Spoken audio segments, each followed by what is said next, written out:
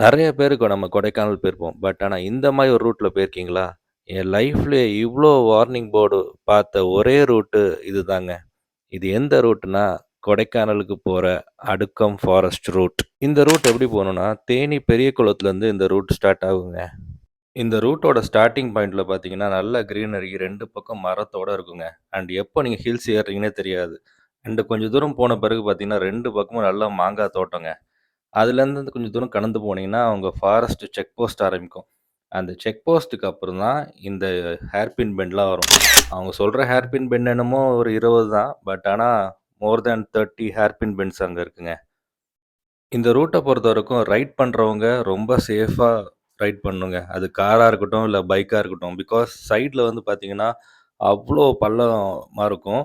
And நிஜமாவே பொறுமையா drive பண்ணி, ஒண்ணு ஒண்ணா அப்படியே ரசிச்சு போகணும்னா, இந்த ரூட்ல போலாங்க. அதுக்காக தான் இந்த ரூட் ஸ்பெஷலே. பிகாஸ் அந்த அடர்த்தியான காட்டுக்குள்ள நீங்க போவீங்க. அண்ட் போகிற வழில ஒரு 2, 3 சின்ன சின்ன கிராமங்கள்லாம் வரும்.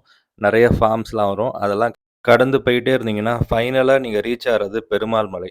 பெருமாள் மலையிலேருந்து ஒரு 8 டூ 9 கிலோமீட்டர்ஸ்ல நீங்க வந்து கொடைக்கானல் ரீச் ஆயிடலாம். அதுக்கப்புறம் ரெகுலரான ரூட் தான். ஸோ இந்த ரூட் வந்து டிஸ்டன்ஸும் ஷார்ட்டா இருக்கும். ஆஸ் வெல் அஸ் நிஜமாவே ஒர்த்தான ரூட்டு. சுத்தி சுத்தி ஃபுல்லா கிரீனரி. நல்லா என்ஜாய் பண்ணி, ஆனா சேஃபா ரைட் பண்ண வேண்டிய ரூட்டுங்க. மறக்காம